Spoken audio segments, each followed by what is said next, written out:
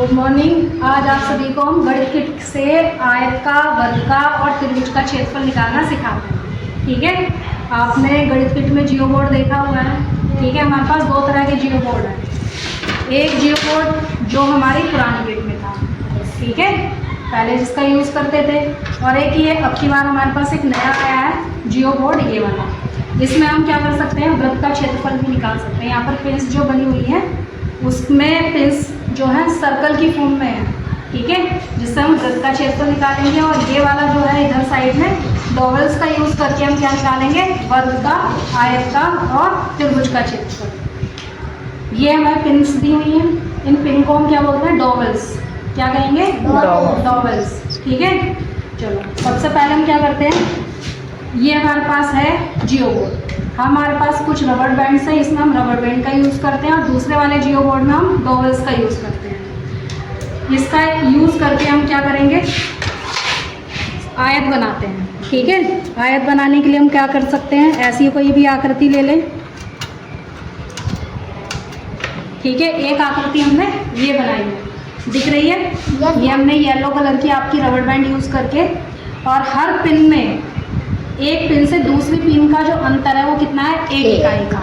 ठीक है, हमारा काम क्या है कि हमने जो डॉवल्स मतलब रबड़ बैंड लगाया है, इससे एक आकृति बनाई है जिसका नाम हमने कर बताया आयत। आयत उस आकृति को कहते हैं जिसकी लंबाई और चौड़ाई अलग अलग है। यानी अगर हम ऊपर वाली को लंबाई कहते हैं, ये हमारी लंबाई है और ये हमारी लंबाई है, आमने सामने की भुजाएं क्या होंगी, एक दूसरे के बराबर। और ये अगर चौड़ाई है तो ये भुजा इस भुजा के बराबर होगी। अब आपका काम क्या है कि इस जियो बोर्ड की सहायता से सबसे पहले हम बनी हुई आकृति में इकाई वर्गों की संख्या देखेंगे कि कितने बन रहे हैं। ठीक है, जैसे कि आप देख सकते हो कि पहला हमारे पास ये है वर्ग, 1 2 3 4 5 6 7 8 9 10 11 और 1 12। टोटल मिला के कितने वर्ग बने हमारे पास, 12। ठीक है, कितने इकाई वर्ग बन गए हमारे पास, 12। ठीक है, अब हम इसी में देखते हैं कि पहले हम इसकी निकालेंगे लंबाई। लंबाई कितनी है हमारे पास, देखिएगा, एक यहाँ से इस बिंदु से इस बिंदु तक की दूरी कितनी है, एक और 1 2 3 4 5 6 इसकी लंबाई है। और चौड़ाई कितनी है, 1 और 1 2। लंबाई के स्थान पर हमने 6 लिखा, चौड़ाई के स्थान पर 2। और हमारे पास आयत के क्षेत्रफल का सूत्र होता है लंबाई गुणा चौड़ाई। अगर हम 6 की गुणा 2 में करें तो कितना आएगा, 6 दूनी 12 वर्ग इकाई।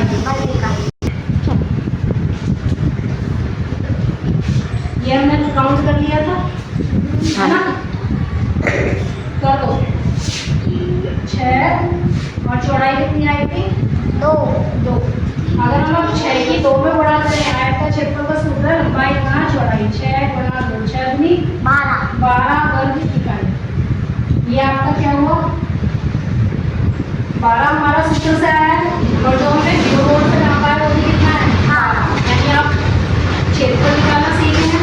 इसी तरह से हम क्या करें, इसकी आकृतियों को और चेंज कर लें। अभी हमने ऐसा बनाया था, अब हम इसे थोड़ा सा और बदल के कुछ और आकृति बना लेते हैं। ये भी क्या है, आयत ही बना है, चाहो तो और इसे थोड़ा सा कम कर सकते हैं। देखिएगा, हमने इतना किया और इतना कर दिया।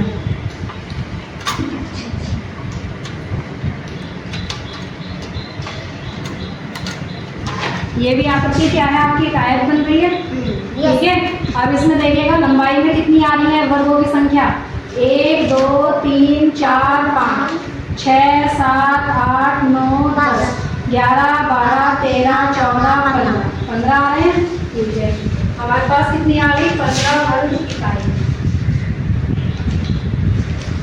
अब हम देखते हैं इसकी लंबाई और चौड़ाई वो कितनी है।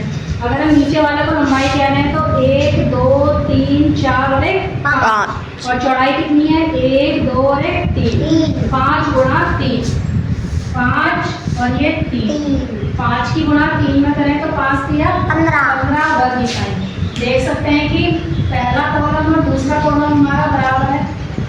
ये हमने सूत्र से निकाला है और ये हमारा जियो बोर्ड, दोनों के मान बराबर हैं। और चाहे तो और भी आकृति इसकी बदल सकते हैं, चाहे छोटी कर लो या बड़ी कर लो। मान लो हम कितना कर दें?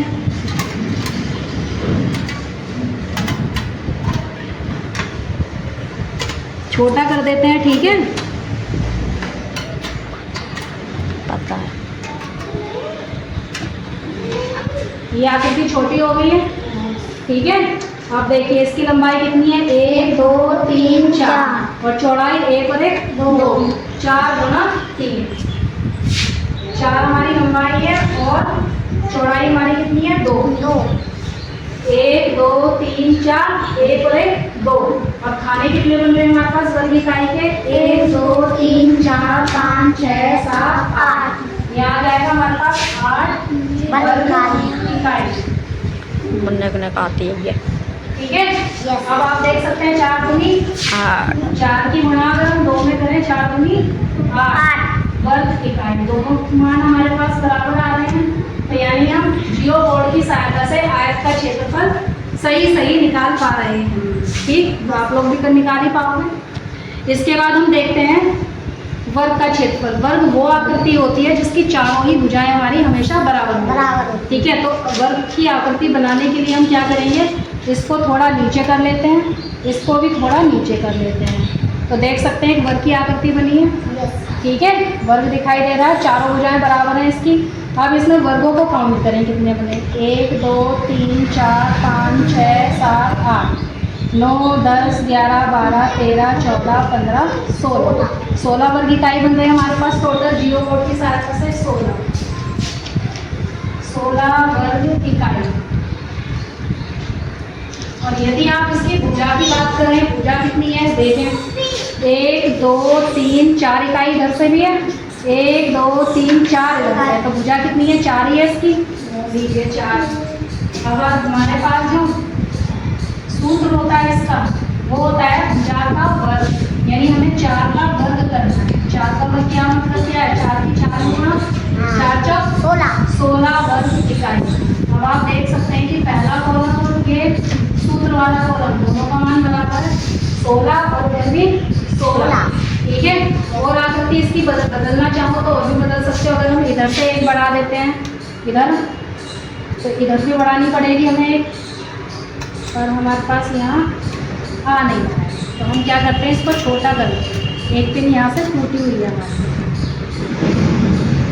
तो छोटा वाला बना लेते हैं।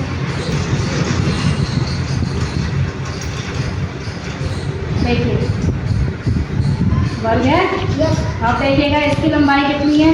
पहले तो स्क्वायर बने कितने हैं? 1 2 3 4, ठीक है। और भुजा कितनी है? 1 और 1 2, 4 तो हमारे पास वर्गों की संख्या आ रही है, 4 वर्ग इकाई। और भुजा का मान कितना है इसका? 2 इकाई। अब आपका काम क्या है? सूत्र में रखेंगे तो क्या है? 2 का वर्ग, 2 का वर्ग कितना होता है? 2 गुणा 2 दूनी 4 वर्ग इकाई। इसी तरह से आप जितने चाहो उतने ही बना सकते हैं, बना दोगे। अब हम क्या करते हैं कि त्रिभुज का देखते हैं, समकोण त्रिभुज का क्षेत्रफल। हम कई अनियमित आकृति होती है उसका भी क्षेत्रफल निकाल सकते हैं।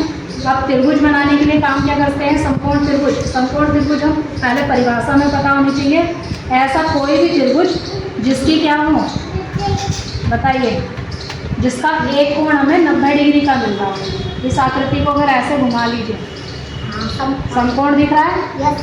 दिख रहा है। अगर नीचे वाला आधार और शीर्ष पर जो खड़ी है ऊंचाई उसकी, वो उसका लंब कहलाता है। और जो तिरछी भुजा जाती है, इसको तिरछी भुजा को क्या कहते हैं हम? इसका कर्ण। आधार, लंब और कर्ण। अब हमारा काम क्या है कि हम इस त्रिभुज का भी क्षेत्रफल निकालना चाहते हैं, ठीक है। इसका क्षेत्रफल भी निकालने के लिए हमें काम, जो समकोण त्रिभुज के रूप में दिखाई दे रहा है, समकोण त्रिभुज हम उसे कहते हैं जिसमें एक कोण हमारे पास 90 डिग्री का हो। यहाँ देखिएगा आधार कितना है? 1 2 3, और ऊंचाई कितनी है? 1 2 1 3, तो 3 गुणा 3। आधार के स्थान पर तो 3 ले लिया, ऊंचाई के स्थान पर भी 3 इकाई। अब हमारे पास देखते हैं हमारे पास कितने स्क्वायर बन रहे हैं? 1 2 3 तो हमारे पास ये पूरे हैं, ये आधा है और ये आधा है, आधा आधा 1, कितने हो गए? 4। ये आधा कितने हो गए? 4.5 हमने ये ले लिया, 4 से ही 1/2 वर्ग इकाई। ठीक है।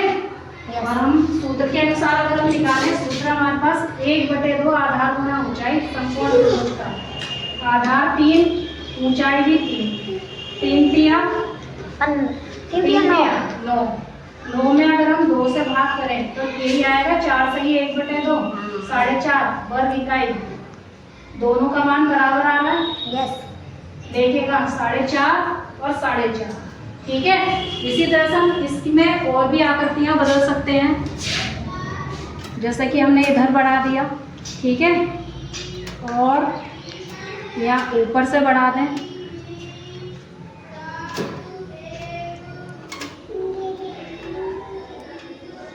देखिए ये आकृति है हमारे पास समकोण की है। इसमें काम क्या करते हैं, हमारे पास अगर विकर्ण आधा या आधे से आधा होता है तो हम उसे जोड़ते हैं, अगर आधे से कम हमारी आकृति मिलती है तो हम उसे छोड़ देते हैं। देखिए जैसे यहाँ पे क्या है, आधे से कम है ये वाला, इसे छोड़ देंगे। ये हमारा आधे से ज़्यादा है, ठीक है, इसको आधा में गिनेंगे। इस तरह से इसको भी छोड़ देंगे, तो इसका भी हमारा क्या है, समान मान निकलेगा, ठीक है।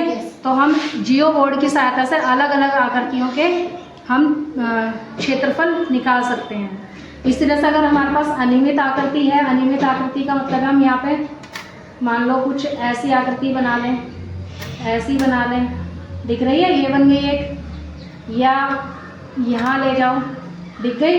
तो हमारा काम क्या है, इस आकृति का भी क्षेत्रफल निकालने के लिए हमें इन स्क्वायर जितने बन रहे हैं हमारे पास, ठीक है, इन सभी को गिनना पड़ेगा। 1 2 3 4, ठीक है, 5 6 7 और ये आधा आधा 8, ठीक है, और 8.5, ठीक है, और इधर से भी हम आधे आधे गिनेंगे। तो इस तरह से हम इन सभी को जोड़कर अपना जियो बोर्ड से अनियमित आकृति का भी क्षेत्रफल निकाल सकते हैं, ठीक।